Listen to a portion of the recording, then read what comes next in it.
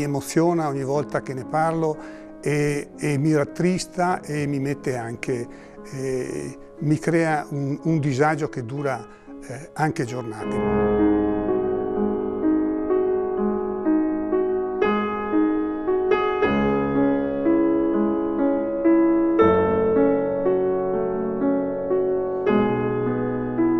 L'Italia è un paese fragile sotto il profilo ambientale e idrogeologico e non si fa la giusta azione, la giusta attività di prevenzione.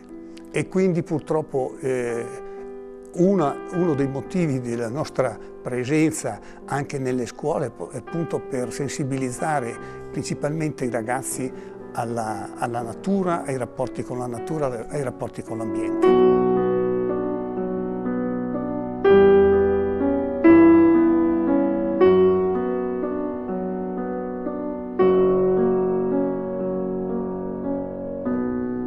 Il fatto di passare sempre davanti a quel muraglione di diga, il quale incombe anche sulla città di notte, con una luce che illumina, è una luce sinistra, per cui voglio dire viviamo continuamente con la presenza del Vajont.